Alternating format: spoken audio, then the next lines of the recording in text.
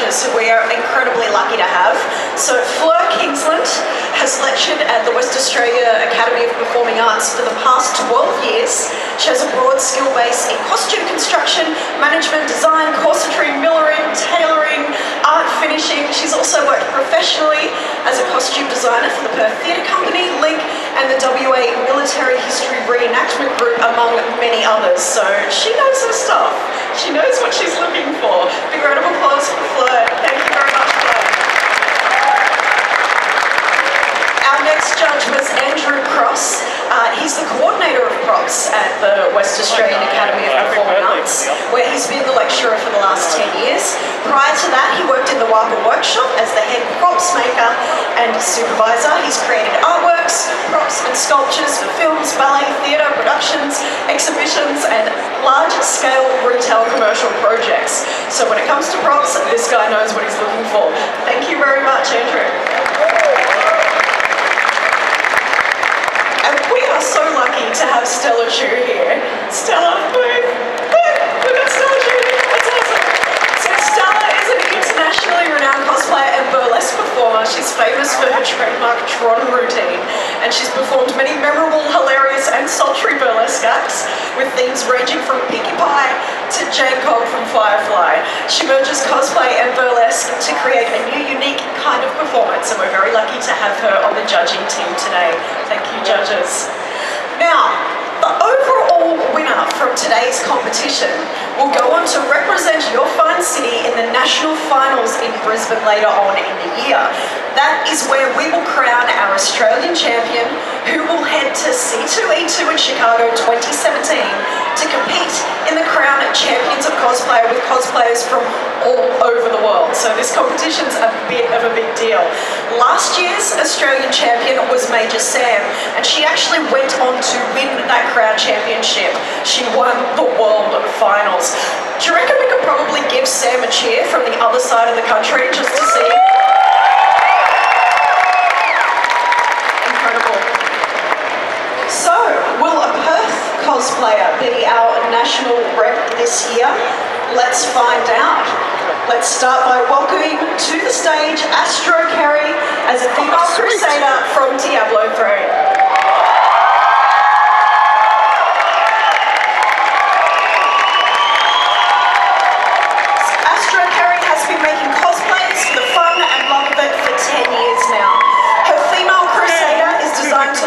Like she's walked through the fires of hell.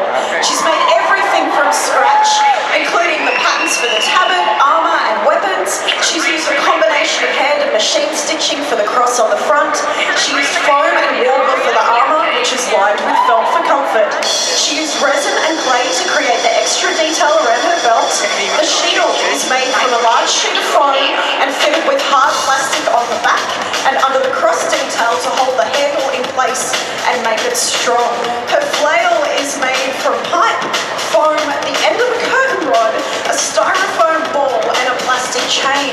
She stretched warbler around the outside to make it look all cracked and cool and molten and blubbery, which is awesome. Now Astro Carey is passionate about live action roleplay, and every part of this costume is designed to be laugh safe. It's flexible and it's comfortable. Who wants a cosplay that's comfortable? Astro Carey does. Big round of applause. Woo-hoo!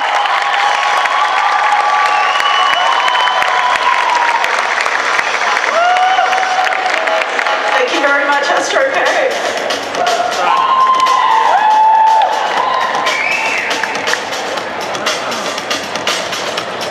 Now next up we have Brianna Price as Satine from Moulin Rouge.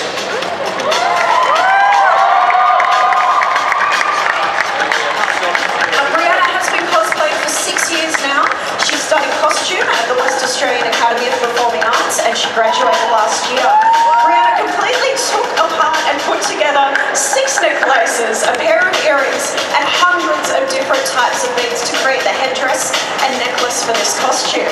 She also made the spiral and steamboat corset for the dress from an altered early 1900s pattern.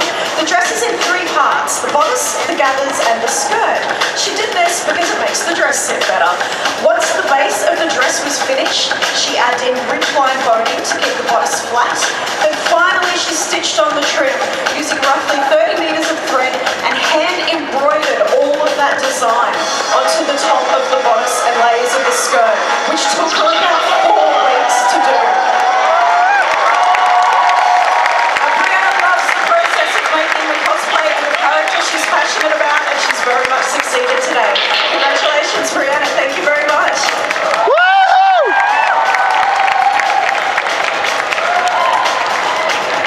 up is Kiralee Cosplay as Abigail Sakazal from Romantic Jewels. Kiralee has been cosplaying for the past 12 years. Her first con was OzComic-Con in 2014. In that time, she has represented Western Australia twice in the Melbourne National Cosplay Championships, and she won the finals in 2015. This costume has taken her over 190 hours to complete. She packed the entire outfit and made her first spiral steel boat corset from scratch. There's a whole lot of applique, satin stitching finishes, hand-sewn lace trim work, beading, embroidery on the corset, resin casting, jewellery making, and all of the ruffles being created by hand. The shoes alone took 19 hours for her to complete because of the detail. Now her fun and proofy, as she calls it, ruffle butt, was patterned from scratch, and the underside of the skirt has 13 individual pieces with layers of ruffles in between each. Her wig is made from 4 wigs, all stuck on her head, super heavy, she says. One of her favourite things about cosplay is the community, as she's met some amazing people from all over Australia and the world, she says, especially those that encourage, support and help to grow her education about creating cosplays. Thank you very much, Kiralee Cosplay.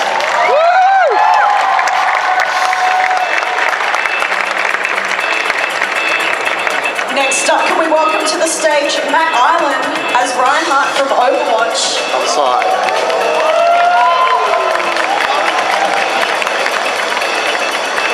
Now Matt is an electrician who recently started building props and costumes as a hobby. This is only his second costume ever made. I think that deserves its own round of applause right there. It took him the better part of a year to make. He's patterned the entire thing himself, first in paper and then hand cut out of foam, hand painted and weathered. All of the lighting and electrics were pretty challenging, Matt says. The fan in the back is actually working for both theatrics and for airflow. Very clever. Now to make the costume imposing, he said, he's built stilts into those legs, which gave him almost an extra 2 feet in height. But because of this, the arms needed to be extended, which meant he had to work out a way to hold the hammer, because his real arms, they finish at like the elbows in this costume here. So he worked out a really cool pulley system to hold everything into place. Now Matt loves making things from things real, and he loves the look of amazement when you show something you've made and people are unable to comprehend how you've even done it. Well done, Matt.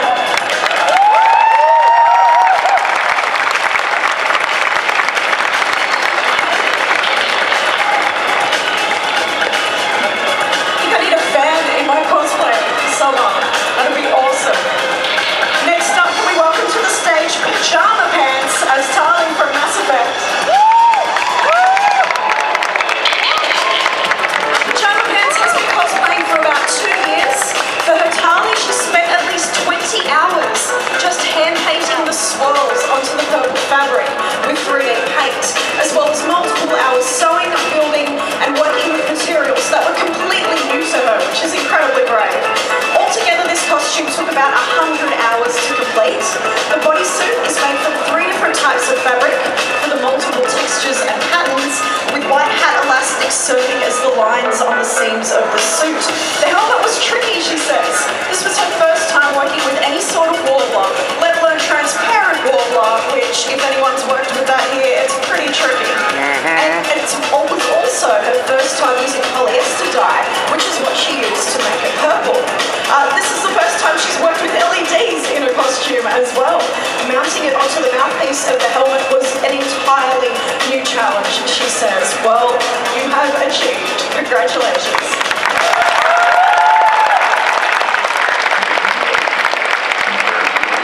Next up on the stage is Pika P as Black Frost and Lydia from League of Legends. So Pika P's been cosplaying for around 18 months now, and her costume is based on a Black Frost sprint from the Cryo Phoenix from League of Legends.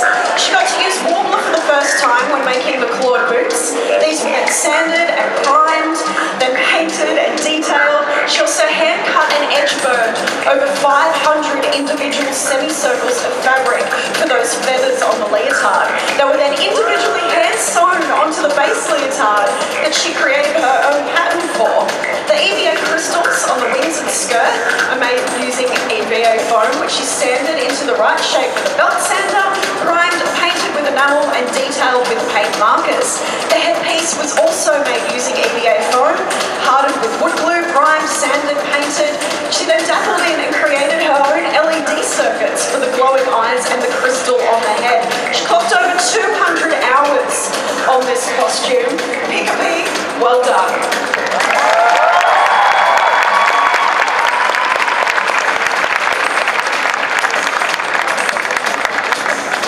Next up, welcome to the stage, Marithia, as Saber Altar from Fate's Day Night. Marithia has been cosplaying since 2012, and she'd like to think she's improved a lot, she says. The dress and jacket of her Saber Altar were made from silk, faux silk, tulle, chiffon, and cotton drill. The strapless dress has a scalloped, fitted bodice, reinforced with cotton drill for stability, and a skirt that consists of a fan-pleated front panel and an 8-panel ruffled skirt. That armour consists of 61 individual pieces made from woolwork, crafty flex, easy plastic, and EVA foam, and they've all been sealed, painted, and attached with lacing, clips, Velcro, and magnets. The sword is made from PVC and crafted flex, and is lit internally with a 5-volt LED strip that spans the length of the blade, with the power source is hidden in the sword's hilt and crossguard. Her wig was styled from a standard wig that was then cut, twisted, braided, and sewn into place. Overall, this entire costume took around 200 hours to create, and all aspects of this costume, including the dress and sword, were all patterned by Marithia. You've done an amazing job here. Big round of applause.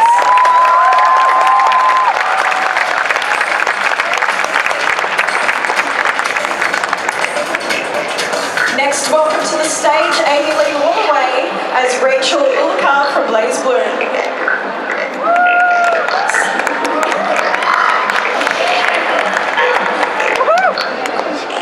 So Amy Lee has been cosplaying for about 10 years. This cosplay has been made in just over 2 months. The skirt's compiled of a white Duchess satin skirt sewn into a poplin lining and hand sewn to hold a hoop inside the skirt. Before this costume, she'd never sewn a hoop skirt into an outfit before. The velveteen was added later, along with the front panel of the taffeta.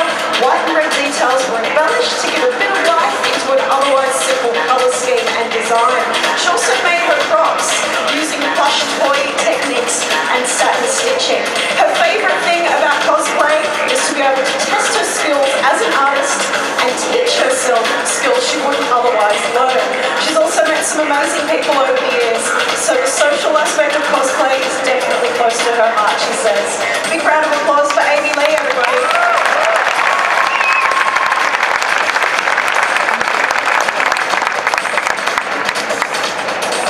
And our final contestant for today is Caitlin Robinson as a survivor from Fallout.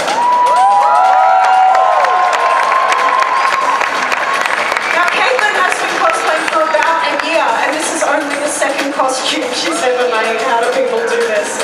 She went with a classic Fallout 50s housewife look for her styling and added some glamour to her bold suit by choosing gold detailing. The guns were made from wood, foam, modified solar lights, LEDs, a bicycle light, and were finished off with a wide variety of paint techniques. The biggest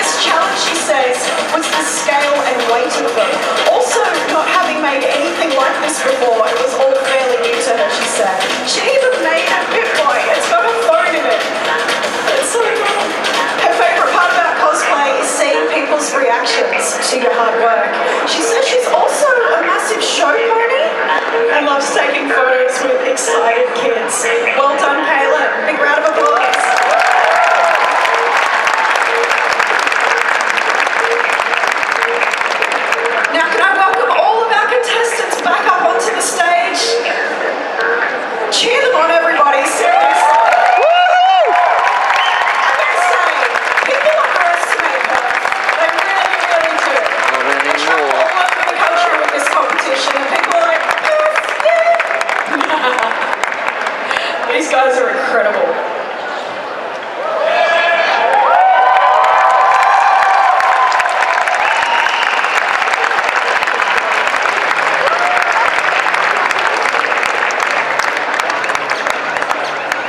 Now I'd also like to welcome up onto the stage our judges, who will be presenting some judges awards, and then we will be awarding our overall winner and your Perth representative in the Australian Championships of Cosplay.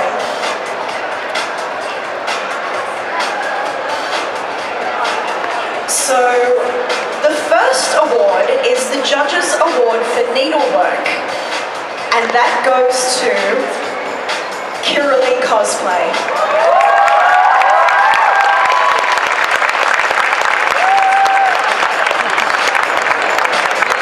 Well, would you like to let us know a little bit? Kiralee, stay here. Would you like to let us know a little bit about why Kiralee received this award? Sure. We love Kiralee's approach to this costume and just all the levels of details. The internal finishing for the garment was just magnificent, and she applied so many different kind of techniques in the realisation of her costume. So thank you for being so inspiring, Kiralee. Now, the Judges Award for Armour goes to Astro Carey for her Diablo.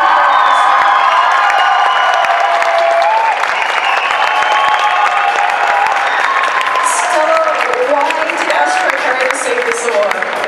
So not only is her costume flawlessly constructed, where every little bit of it is perfectly made, it's also just she can move around so easily. All of it is battle ready, where she can go ahead and start LARPing with it, which is incredible for us to be able to see. And all of her mobility is just very impressive. And yeah, we just really love this costume.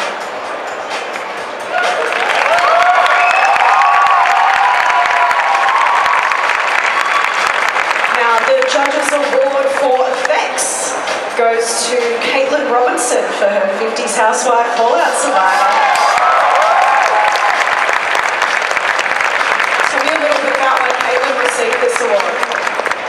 Mainly just for the innovative use of the lighting in her props there. We thought that she just used everyday objects to get the message across, so we thought that was quite impressive.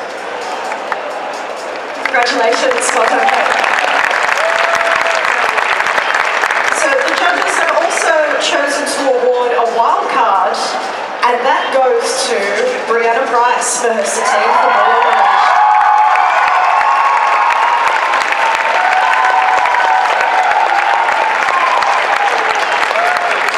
We awarded Brianna the Wildcard Award because of the level of detail in all elements of her costume, as well as the styling. It's quite a different costume from what else is in the competition, and I think just for the level of detail and the quality of her result is really admirable. So thank you. Congratulations.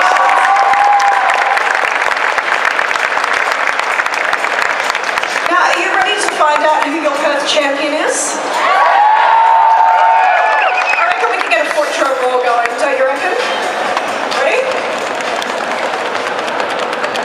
And your Perth champion of cosplay is Astro Carey.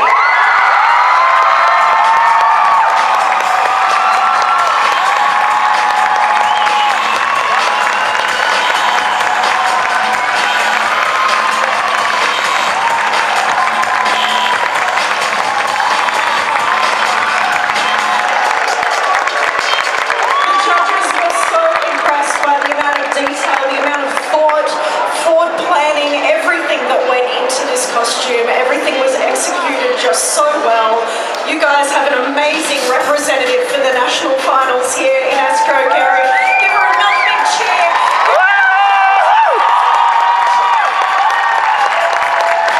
Everyone up here on stage today has done so well by getting to this point. You guys are amazing. Perth will not be underestimated anymore.